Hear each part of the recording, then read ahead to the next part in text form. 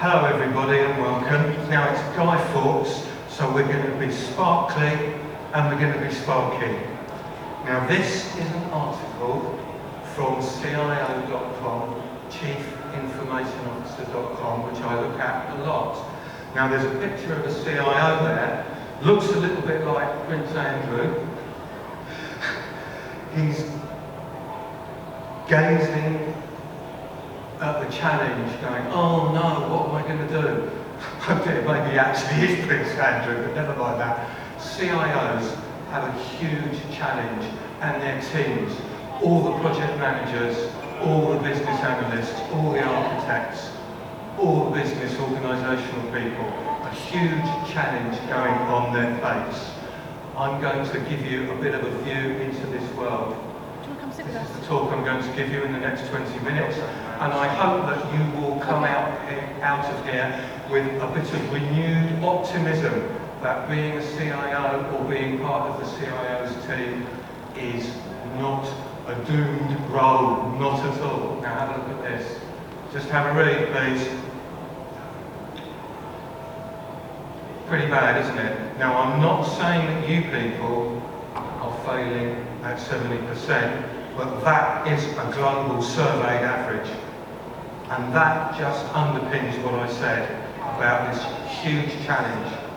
A big part of it is expectations. And I will show you a bit more about this in a moment. In business and organisation, the expectations are pretty high. Somehow we have to deal with that now.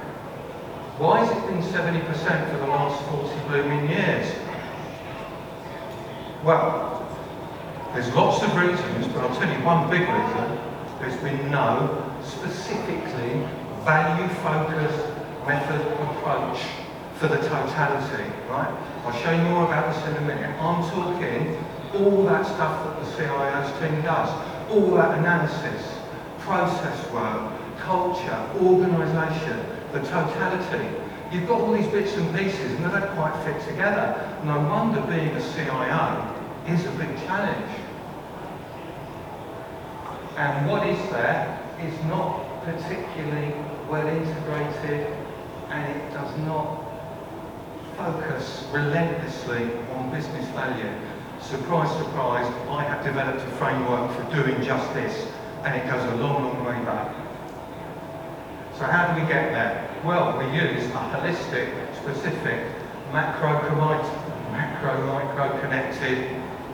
That means big picture, small picture, connected up. It's no good having a big picture and lots of little detail going on and the two aren't connected. You've got to look at the connections and the causality. A framework, value, success and ROI obsessed. It just so happens that many, many years ago, in fact several decades ago, I got into this. And we need some collaboration. I like everyone to work together. As soon as I start saying I've got this available, people start accusing me of, oh, you're trying to get lots of money out of us and all this sort of stuff, which we get in our capitalist society. Oh dear, isn't that sad?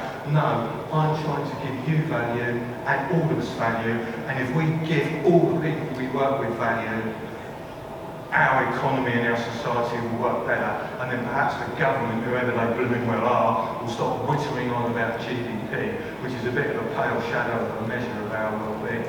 Right, quickly, you can read all this later, okay? Somebody said to me, David, your slides are very busy. Yes, don't complain.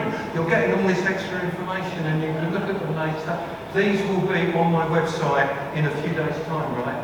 But this framework is multilingual, multifaceted, polyglot, with respect to getting that value, and it's multi-layered and multi-skilled.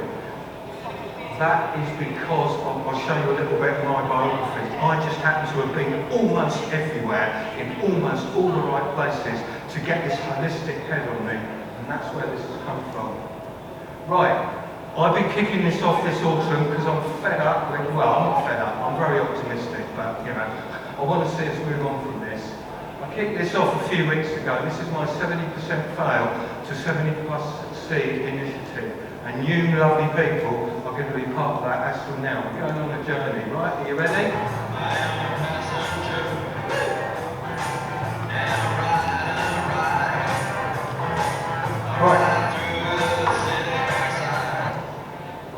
too much fun on a Tuesday afternoon. That's the passenger. We need drivers as well as passengers. This is my biography very quickly. You see how there were 3 chunks to my career. Marketing, information analyst and researcher. The job of using information to drive an organisation. Interesting, 4-year overlap, C85 to 81, started programming, got very good results in 1981. Yes, I am that old. I was about 25, and the managing director phoned me up a few weeks later and said, "You've computerised all our sales and marketing statistics and you've really helped me, David." And I thought, well, isn't that what it's all about? I then found out that not everybody understood that in the 80s and the 90s. So I started writing my techniques down in the 90s, and this is what happened. In 2001, David Taylor, president of one of the IT Directors Associations, said he looked at all the failure of the 80s and the 90s, which was horrendous, although it hasn't got much better. He said, we obviously need a whole new approach to this. And I said, yes, David, I agree. That's what I've been doing for at least a decade now. But it's very difficult if you want to stick your head above the parapet to get your message out there. And I'm still doing it. I'm getting there. I'd like to work with you people. Right. So the first question I was asking myself, if I want maximum business value, which I do, what do I need to focus on? What do I need to think about and most importantly do? And none of those methods and approaches and all this agile and Prince and Lean Six Sigma gave me that in a nice, doable format. That's my little joke, because a lot of people start off, so what sort of flavour agile should we use? Should we use Scrum or Safe? Oh, God, blimey. Don't start with that, please. Right, these are really where we get into it. And let me just tell you, my framework and my skill set answers all those questions. We measure value, we monitor it, we boost it. If you're thinking about baking a cake, we tell you what the ingredients are, and we tell you what the recipe is and what you need to do with the ingredients. Third lot of questions. I don't think people ask themselves these questions, and they're spending 10 million quid, and it surprises me. Are we going to be better off? How much are we going to be better off? How are we going to stay better off? Come on. Right, but as I said at the beginning, there's a big challenge which we need to be cognizant of. I'm mixing my metaphors here slightly because that looks a bit like a house, and I'm talking about a jigsaw here, people, but sorry, I do use all kinds of metaphors and playing football and driving cars, but if you think about it, it doesn't matter whether that's a jigsaw, if you think about that as a totality, you see all those different disciplines that you've got to have all working together to get a really big result. And there is no way of doing that. Yes, there is. There's me, my team, and business value maximisation framework waiting to help you, and we will give you lots for free, as much as we can, because that's how I like to work. There's a little quote from me, a bit cheeky but true. There's so many ways to get this wrong and not many ways to get it right. More of the challenge. Have a look at this. We're really getting into the challenge now. IT on the right, black and white, as cut and dried as you can get. Real world on the left. People, oh, I'm a human being, I don't really know what I'm doing, right? Look at that. This is what we're all trying to do here, right? Look at that. Is it any wonder that it's a bit of a bum fight and we've had this cliche, the gap between business and IT going on all these years, and it's still there? Is it any wonder? Now, this isn't all I've got. I'm just going to, there we go. Just to show you that I do work this very deeply. Don't try and read that now, it'll hurt your eyes. Here's what I was saying about the expectations. Look at that curve. Imagine that's an exponential IT technology hardware curve. It's roughly accurate. Software functionality is probably not quite up there in terms of value is right down there. Now, I gave a talk in about 2001, and the IT director of HMRC, John Yard, said, in the IT industry, we're where cars were in 1940. And then I got up and said, we're where cars were in 1934. we're saying the same thing, right? It's a very young industry, and what has not happened is people have not really learned, with all due respect, how to get value, which is what it's all about. We can help you with that. Here's the answer. That's what you do. You can't follow a curve.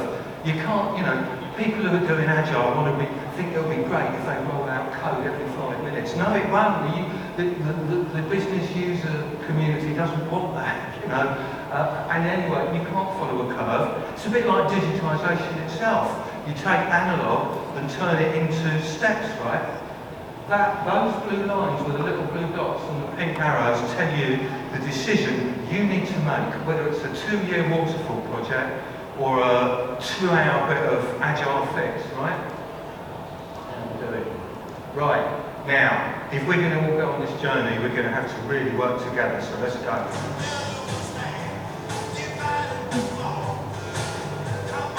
It's got the volume quite on this bit, doesn't it? It's a bit of a Radio 4 volume rather than the Radio 1. Okay. I so often think of this, and this keeps me going. You invent anything that's a bit of a serious leap forward, and you will know how good it is, because the more pushback you get, and the ruder the comments you get, I'm sad to say, you know it's good. I do mentoring and coaching for not only young people, lots of different people trying to get on in life and career, and I say to them, if you've got a really good idea, something that will really take us forward, you're going to get a lot of real comments. When James Dyson took his quantum leap technology to Hoover and Electrolux, do you think they said, oh, James, great, we love it? No, they did not. And I could not tell you what they said to James without using a lot of rude words, which I do not want to do. Frank Whittle had it with the jet engine. The phone, people were going, oh, why would you want to have a take that on board and look at what people say. Everything's changing every second of every day. It's a bit ironic because especially in this industry, and yet people want to cling on to all the old sort of ways of doing things. Right, let's start having some fun, shall we? Because you've got to have fun when you're at work. So we're really going now, we're really on our 70% initiative. Right, that's enough, can't have too much fun. Proper work. What's the definition of value? Basically this, right? Haven't got time to go through that in detail. You can phone me up any time and we'll go through it. It's achievement against whatever you're trying to do. It's that simple. It's a little bit subtler there. You see I've put expectations in blue because that is part of the problem. Now, first model. Look at that. This is how value arises. I'm answering those questions that I put up earlier on. If you're going to get max value, you need to know how to, what it's made up of. What to do. Now this is at runtime, okay? The value comes from here, not from here, right? When all these people are talking about, oh, the system does this, the system does that, isn't it flipping wonderful? Well, yes it might be, but the value comes from there. A golfer does not become a world-class golfer because of those 14 clubs in their bag. If you think about the clubs as, say, your IT systems, which are your tools, right? They become a world-class golfer because they're good enough to become a world-class golfer. And it is playing that makes that value happen, not the quality of the clubs. Good clubs will help a bit. Bad clubs will hinder. That is simple.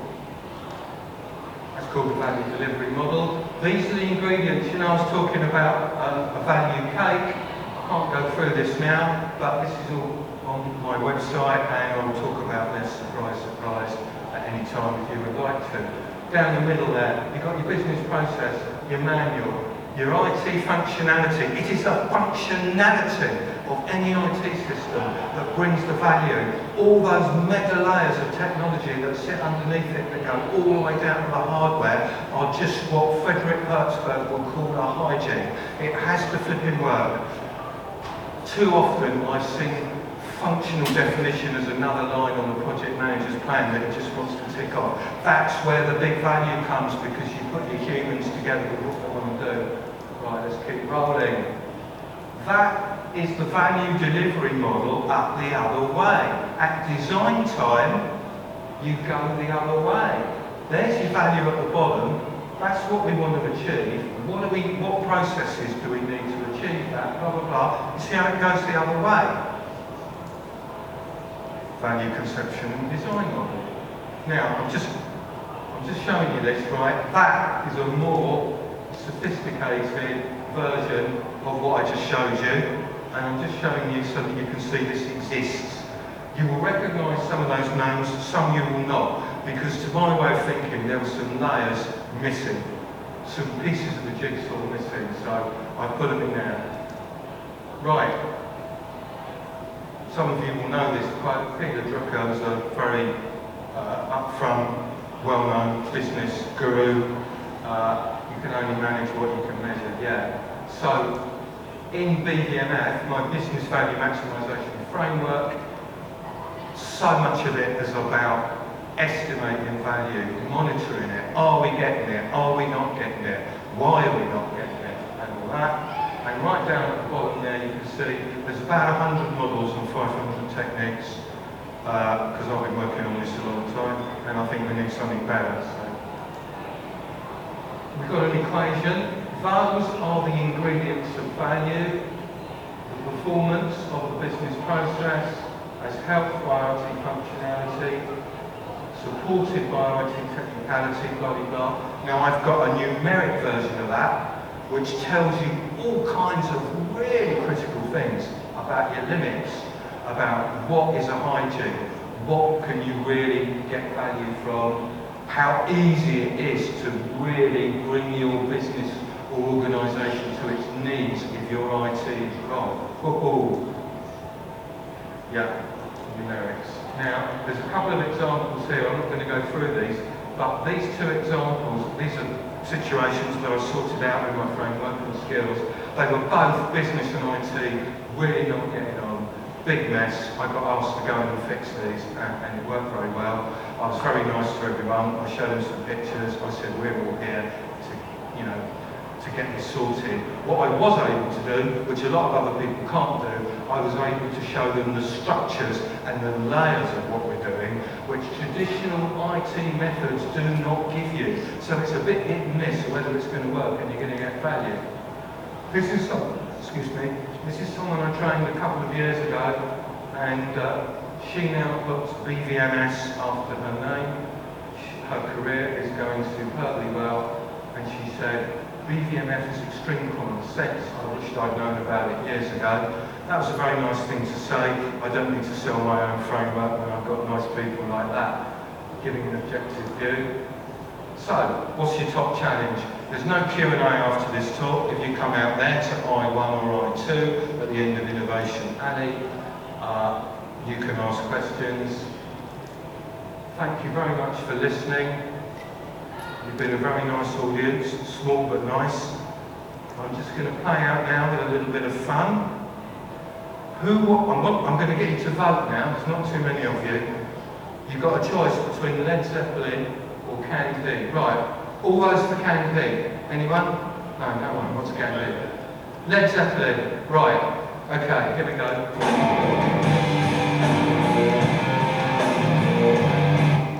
Right, that was neither Canned Pig or Led Zeppelin. That tells you that when you're running a project, unexpected things will happen and you will have to work out what to do with them. You voted for Canned Pig, that's yours. And finally, you recognise that?